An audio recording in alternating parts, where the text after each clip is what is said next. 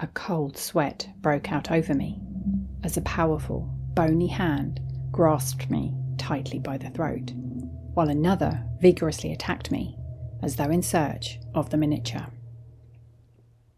The Miniature by J.Y. Akerman. Calling one day on a friend who had amassed a large collection of autographs and other manuscript curiosities, he showed me a small quarto volume which had been bequeathed to him by a relative, a physician, who for many years had been in extensive practice in London.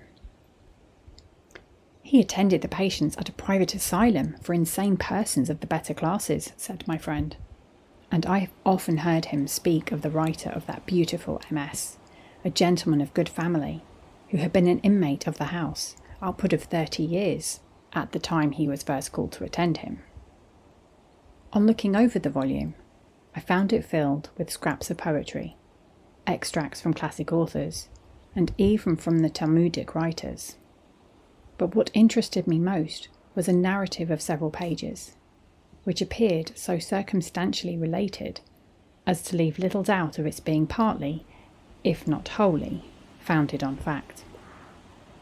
I begged permission to make a transcript, which was readily granted, and the result is now before the reader. We laugh at what we call the folk of our ancestors and their notions of destiny, and the malignant influences of the stars. For what will our children deride us? Perhaps for dreaming that friendship was a reality, and that constant love dwelt upon earth. I once believed that friendship was not a vain name, and thought, with the antique sage, that one mind sometimes dwelt in two bodies. I dreamt and woke to find that I had been dreaming. George was my chum at school, and my inseparable companion at college. We quitted at the same time, he to proceed to London, where he was in expectation of obtaining a lucrative appointment in one of the English colonies, and I to return for a short period to the family mansion. When I reached the hall, I found several visitors, among whom was my cousin Maria. She had grown a woman since I last met her, and I now thought I had never seen a more perfect figure or a more bewitching countenance. Then she sang like a siren, and was an elegant horsewoman. Will those who read this wonder that I fell in love with her, that I spent nearly the whole of the day in her company, and that I could think of nothing in the world besides. Something occurred to delay my friend George's departure from England, and as he was idling about town, I invited him to the hall. Great as was my regard for him, I now, however, discovered that I could live less in his company. No marvel.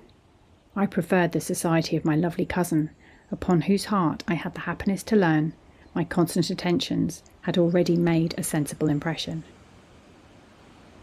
I hesitated to make her an offer, though I had every reason to believe our attachment was mutual, partly, perhaps, from that excessive delicacy which constantly attends on true love, and partly because I wished to do so when my friend should have left us less exposed to intrusion. Would that the deep sea had swallowed him up, or that he had rotted under a tropical sun ere he had come to the hall. One morning I arose earlier than usual, and was looking from my chamber window on the beautiful prospect which the house commanded. Wrapped in a delightful reverie, of which my lovely cousin was the principal subject, I paid but little attention to the sounds of voices below. Suddenly, however, I woke to consciousness, for the sweet tones of a woman in earnest conversation struck my ear. Yes, it was hers, it was Maria's. What could have called her forth at so early an hour? As I looked earnestly towards the walk which ran through the plantation, I saw emerge from it my cousin and my friend. My heart rose to my lips and choked my utterance, or I should have cried out at the sight. I withdrew from the window and threw myself on the sofa, tormented with surmises 1,000 times more painful even than realities. At the breakfast table I was moody and thoughtful, which my friend perceiving attempted a joke, but I was in no humour to receive it, when Maria, in a compassionating tone, remarked that I looked unwell, and that I should take a walk or a ride before breakfast, adding that she and George had walked for an hour and more in the plantation near the house. Though this announcement was certainly but ill calculated to afford perfect case to my mind, it was yet made with such an artless air that my more gloomy surmises vanished, and I rallied. But I wished my friend would take his departure. Right truly says the Italian proverb, "Love's guerdon is jealousy." After breakfast, George proposed a stroll on foot to the ruins of the abbey, about a mile distant from the hall, to which I at once assented. As we walked along the beautiful and shady lane which led to the ruin, George was as loquacious as ever, talked of everybody and everything, and of his confident expectation of realising a fortune abroad. I was, however, in no humour for talking, and made few remarks in reply. But he appeared not to heed my taciturnity, and, when he arrived at the spot, broke forth into raptures at the sight of the noble ruin. And truly it was a scene the contemplation of which might have lulled the minds of most men. 1,000 birds were carolling around us. The grass near the ruin was not long and rank, but short, close, studded with trefoil, and soft as a rich carpet. Luxuriant ivy climbed the shattered walls, bleached by the winds of centuries, and the lizards, basking in the sun, darted beneath the fallen fragments at the sound of our footsteps as we approached the spot. We both sat down on a large stone and surveyed the noble oriel. I was passionately fond of Gothic architecture and had often admired this window, but I thought I had never seen it look so beautiful before. My moody thoughts fled, and I was wrapped in the contemplation of the exquisite tracery, when I was suddenly roused by my friend, who, patting me familiarly on the back, exclaimed, "It is a beautiful ruin, Dick. How I wish thy sweet cousin Maria had accompanied us." I was struck dumb by this declaration, but my look was sufficiently eloquent to be understood by him, and he did not fail to interpret it aright. He appeared confused, and I, regaining my self-possession, arose from my seat with a laconic remark, "Indeed." George attempted a laugh, but it failed. He was evidently as much disconcerted and disquieted as myself. How lynx-eyed is love! We mutually read each other's hearts at the same moment. "I am sorry for you, Dick," said he after a short pause, affecting very awkwardly an air of indifference. "Upon my soul I am, but I am over head and ears in love with the girl, and should die at the bare thought of her encouraging another." I wished for the strength of Milo, that I might have dashed out his brains against the huge stone on which we had been sitting. I felt my very blood seethe and simmer at the declaration, and with my clenched fist I struck him a violent and stunning blow, which, though it did not beat him to the ground, sent him staggering several paces backward. "Liar!" screamed I frantically. "Take that! You dare not proceed with your folly!" Recovering his feet, George laid his hand on his sword, which he half unsheathed, but, as if conscious of there being no witnesses present, or wishing perhaps still further to convince me of the advantage he possessed, he did not draw. "I would rather lose my birthright than yield to thee, one without whom life would be valueless." He smiled bitterly, wiped his bruised and bloody face, and slowly drew from his bosom a small miniature, encircled with diamonds, which he held before my eyes. One glance was sufficient. It was a portrait of Maria. It was that face which, sleeping or waking, has haunted me these 30 years past. "Villain!" I cried, clutching at the portrait with my left hand, while I snatched with my right hand my sword from its sheath. "You have stolen it!" With assumed coolness, which it was impossible he could feel, he smiled again, put back the miniature in his bosom, and drew his sword. The next moment our weapons crossed with an angry clash, and were flashing in the morning sun. My adversary was a perfect master of his weapon, and he pressed upon me with a vigour which any attempt to retaliate would have rendered dangerous in one so much inferior to him in skill. Maddened as I was, I yet restrained myself and stood on my guard, my eyes fixed on his, and watching every glance My wish to destroy him was intense.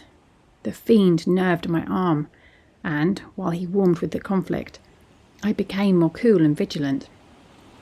At length he appeared to grow weary, and then I pressed upon him with the fixed determination of taking his life, but he rallied instantly, and in returning a thrust which I intended for his heart, and which he parried scarcely in time, his foot slipped, and he fell on one knee, the point of my sword entering the left breast by accident.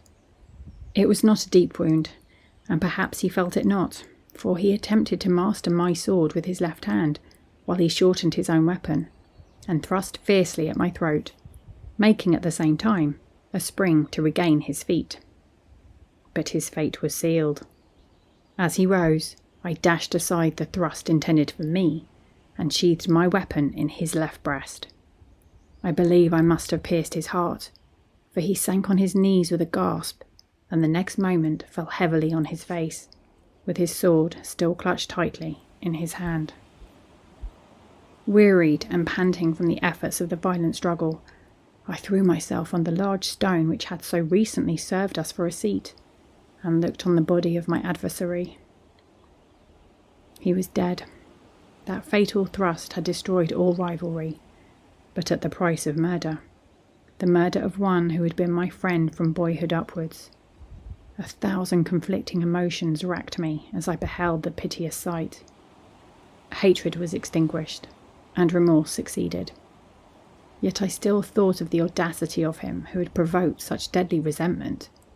Fear, too, fear of the consequences of this fatal encounter in a solitary spot, without witnesses, added to the intensity of my misery, and I groaned in anguish. What was to be done? Should I go and deliver myself up to justice, and declare the whole truth? Should I fly, and leave the body of my friend to tell the dismal tale? Or should I bury him secretly, and leave it to be supposed that he had been robbed and murdered? As each suggestion was canvassed and rejected, in my despair, I even thought of dying by my own hand. "Ah, miserable wretch," I exclaimed, "what hast thou done? To what dire necessity has a fair and false face driven thee? Yet I will look once more on those bewitching features which have brought me to this wretched pass." I stooped and turned the dead man on his back. His pallid face was distorted, his lips were bloody, and his eyes, which were wide open, seemed still to glare with hatred and defiance, as when he stood before me in the desperate struggle for life and death. I tore open his vest, and discovered the wound which had killed him. It had collapsed, and looked no bigger than the puncture of a bodkin. But one little round crimson spot was visible. The hemorrhage was internal. There lay the miniature, which, a few minutes before, had been held up exultingly to my frantic gaze. I seized and pressed it to my lips, forgetting in my transports how dearly I had purchased it. This delirium, however, soon subsided, and my next thoughts were of the dead body. I looked about me for some nook where I might deposit it. There was a chasm in the ground among the ruins a few yards off, where the vaulted roof of the crypt had fallen in. It was scarcely large enough to admit the corpse, but I raised it in my arms, bore it thither, and with some difficulty thrust it through the aperture. I heard it fall, as if to some distance, with a dull, heavy sound, and casting in after it my adversary's hat and sword, I hurried from the spot like another Cain. At dinner, one glance from Maria as I replied, in answer to her inquiry after George, that he was gone to make a call a few miles off. One glance, I say, thrilled through my very soul, and almost caused me to betray myself. All noticed my perturbed look, and, complaining of a violent headache, I withdrew from the table ere the meal was ended, and betook myself to my chamber. How shall I paint the horror of that evening, of the night that succeeded it, and the mental darkness which fell upon my wretched self ere the morning dawned? Night came, I rang for lights, and attempted to read, but in vain, and after pacing my chamber for some hours, overpowered by fatigue, I threw myself on the bed and slept. How long, I know not. A succession of hideous dreams haunted my slumbers. Still, I was not awakened by them. The scenes shifted when arrived at their climax, and a new ordeal of horrors succeeded. Yet, like him who suffers from nightmare, with a vague consciousness that all was not real, I wished to awake. Last of all, I dreamt that I was arraigned for the murder of my friend. The judge summed up the evidence which, though purely circumstantial, was sufficient to condemn me, and amidst the silence of the crowded court, broken only by the sobs of anxious and sympathising friends and relatives, I received sentence of death, and was hurried back to my cell. Here, abandoned by all hope, I lay grovelling on my straw bed and cursed the hour of my birth. A figure entered, and, in gentle accents, which I thought I recognised, bade me arise, quit my prison house, and follow. The figure was that of a woman closely veiled. She led the way and past the jailers, who seemed buried in profound sleep. We left the town, crossed the common, and entered a wood, where I threw myself at the feet of my deliverer, and passionately besought her to unveil. She shook her head mournfully, bade me wait a while till she should return with a change of apparel, and departed. I cast myself down at the foot of an aged oak, drew from my bosom the portrait of Maria, and wrapped in the contemplation of those lovely features, I did not perceive the approach of a man, the ranger of the forest, who, recognising my prison dress, darted upon me, exclaiming, "Villain! You have escaped from jail, and stolen that miniature from the hall." I sprang to my feet, thrust the fatal portrait into my bosom, and would have fled, but he seized and closed with me. In the struggle which followed, we both fell, I undermost. At that moment I woke. I was in reality struggling with someone, but whom I could not tell, for my candles had burnt out, and the chamber was in total darkness. A powerful bony hand grasped me tightly by the throat, while another was thrust into my bosom, as if in search of the miniature, which I had placed there previous to lying down.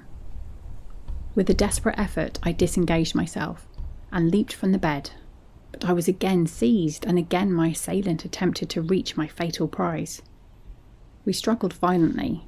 At one time I seemed to be overpowering him, and for several moments there was a pause, during which I heard my own breathing, and felt my own heart throbbing violently. But he, with whom I contended, seemed to breathe not, nor to feel like a warm and living man. An indescribable tremor shook my frame. I attempted to cry out, but my throat was rigid and incapable of articulation. I made another effort to disengage myself from the grasp of my assailant, and in doing so drew him, as I found by the curtains, near to the window.